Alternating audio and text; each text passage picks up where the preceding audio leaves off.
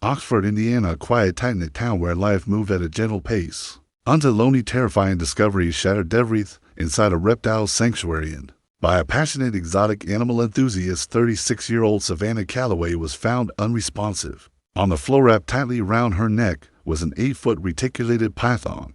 A creature she raised, a creature she loved. What happened inside that home? How did a beloved pet become a deadly predator? If you're new here, welcome to the Animal Quest channel. We tell the real gripping stories behind the world's most chilling animal encounters. If this is the kind of content that keeps you thinking long after the video ends, make sure to subscribe, like, and share. It helps us bring more stories to light. Savannah Calloway wasn't just another face in the town of Oxford, Indiana. To those who knew her, she was vibrant, passionate, and fiercely devoted to animals that most people feared. Reptiles weren't just Abby to her, they were her life. Savannah had spent years building her own personal reptile sanctuary, where she housed over 20 snakes and other exotic species, from Burmese pythons to boas and lizards. Each animal was cared for with intense dedication. She wasn't just an enthusiast, she was a go-to person in Thelical exotic pet scene, known for her knowledge, calm demeanor, and commitment to reptile welfare. Friends often describe Savannah as someone who had a special connection with these creatures, who could handle a 100 lb python with the same ease others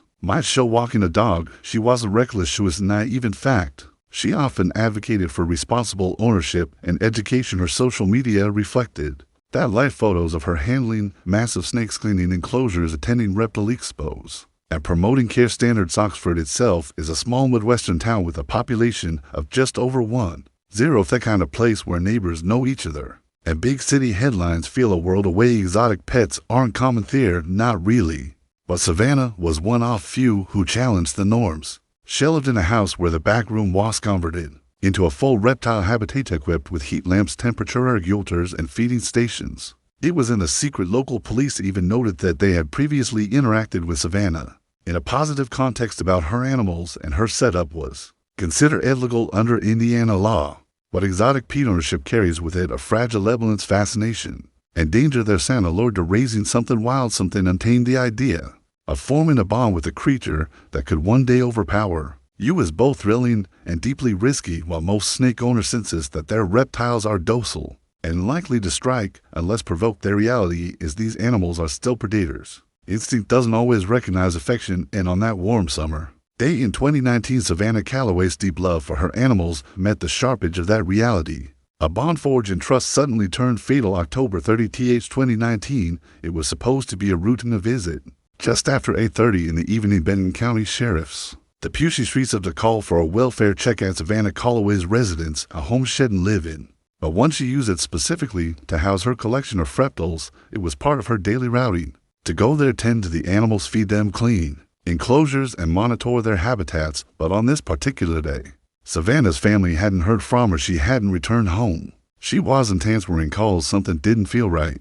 Deputies arrived at the house Amethyst property on the edge of town. Thetford yard was quiet, no signs of distress, but inside was another story. What officers found would become one of the most disturbing scenes in Indian stress in history. Savannah's body lay on floor of the reptile room, unresponsive, motionless, face pale, and lips blue. Coiled tightly around her neck was one of her snakes, a reticulatepian estimated to be over 8 feet long and weighing more than 100 pounds. It wasn't aggressive, not hissing or striking. It was still calm, but the damage had already been done. The responding officer radioed in the scene with urgency.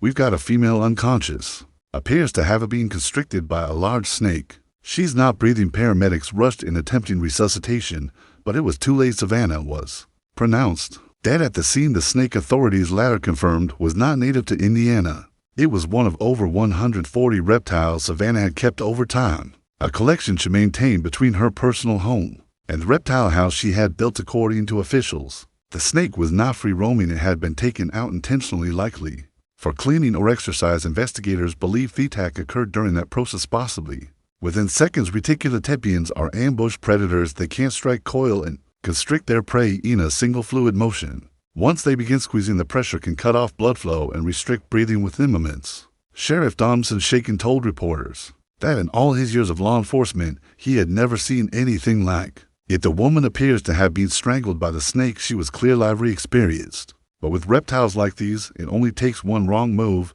There were no signs of a struggle elsewhere. In house, no signs of foul play, just that weird aftermath of a moment gone terribly fatally wrong in those final minutes. It's believed Savannah was all on when witnessed the strike. No camera captured the moment. It was just her and creature she had nurtured since it was small enough to fit in her hands. Ape she had raised, a predator she had trusted, a tragic and no one could have anticipated. The autopsy was completed within 24 hours. The results were killing, but conclusive. The official cause of death was asphyxiation due to compression of the neck, consistent with the constricting force the python had squeezed until Savannah could no longer breathe, likely crushing her airway and cutting off circulation. According to the owner, the pressure applied was more than enough to cause unconsciousness within seconds, and death shortly after. There were no defensive wounds, no scratches or bruises. That would suggest a struggle. Savannah never had a chance to fight back. News of her death spread quickly, not just through Oxford but across the nation. The idea that an experienced reptile handler, someone who had raised and trained large snakes for years, could be killed by one of her own, left many asking the same question.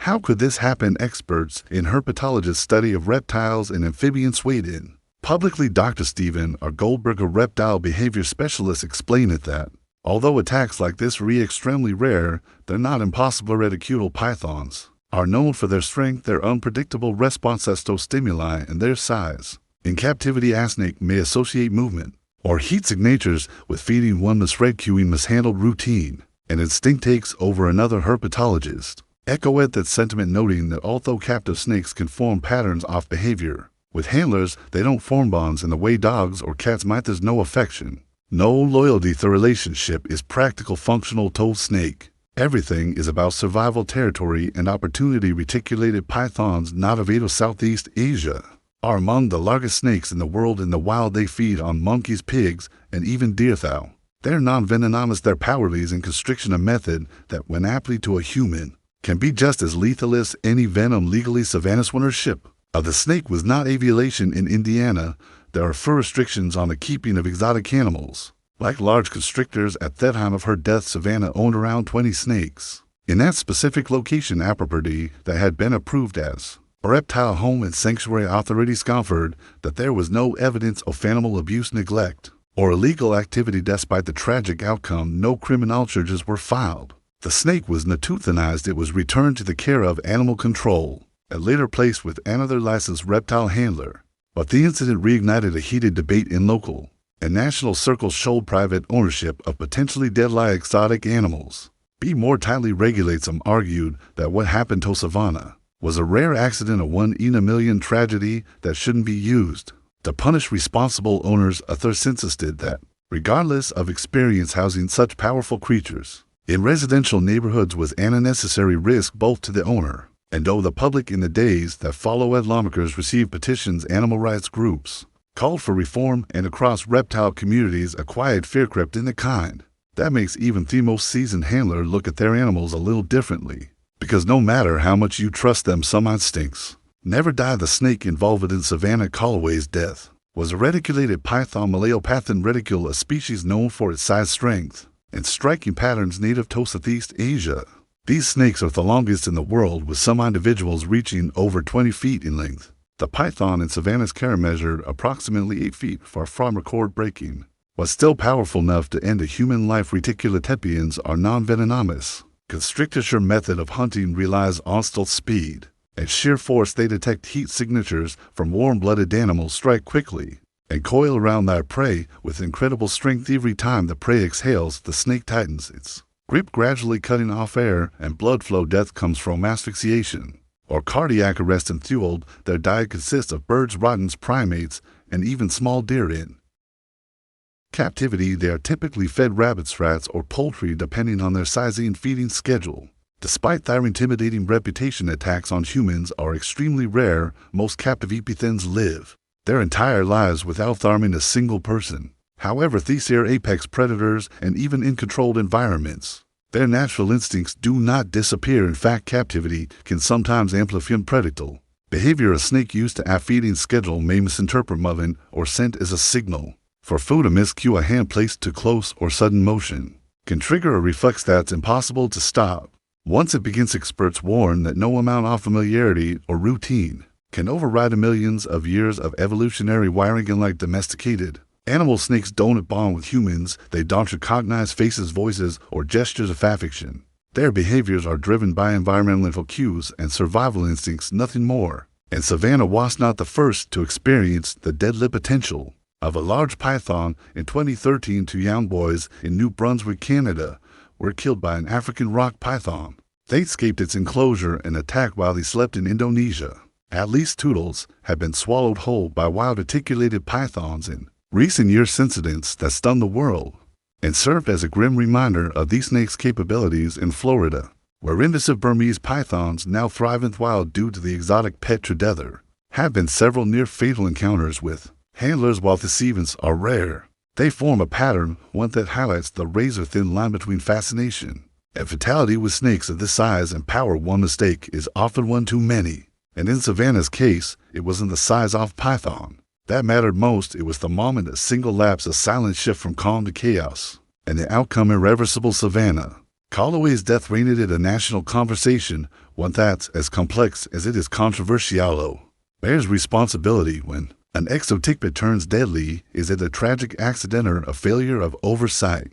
For those wounded exotic animals, the relationship is built on passion, experience, and trust. Owners like Savannah often view their animals as companions, not threats. They spend years studying, caring for, and building routines with their pets. But with that passion comes an immense responsibility, not only to the animals themselves, but to the people around them, because the truth is, when you choose to keep a creature capable of killing you, the risk doesn't end at your front door. Exotic pet ownership in the United States is a legal patchwork, differentials for different states, and in some cases none at all. In Indiana, whereas Savannah lived, there are relatively few restrictions on keeping large constrictor snakes. No special license is required to own a reticulated python, no regular inspections, no mandated safety protocols. This lack of uniform regulation creates gap spaces where deadly mistakes can happen without warning and often without legal consequence. Critics argue that these gaps pose a threat not only to owners but to communities. What happens if a python escapes into a neighborhood?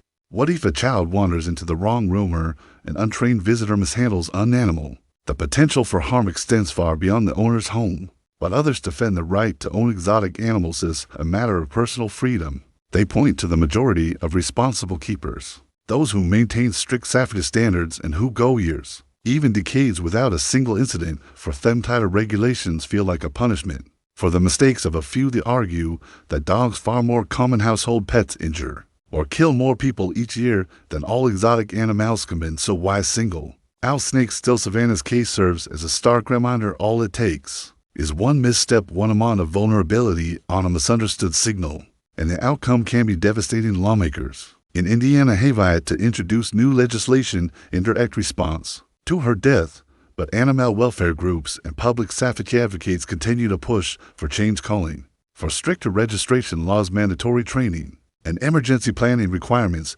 for exotic pet owners, because while freedom matters, so does safety, and in the quiet space between those two ideals, lives can be lost. There's something deeply human about the desire to connect with fuel, detainment, to coexist with creatures that evoke both awe and fear. For exotic pet owners like Savannah Calloway, that bond runs far deeper than simple fascination. It becomes part of identity, a relationship built on root and respect and trust. Psychologists refer to this as anthropomorphism, the tendency to assign human characteristics to animals over time. Owners may come to believe that their pets know them, recognize them, even love them. And while animals like dogs and cats have evolved alongside humans to reciprocate that connection, snake shave, not reticulated pythons, don't bond the way mammals do. They don't feel loyalty. Their behaviors are instinctive and not emotional.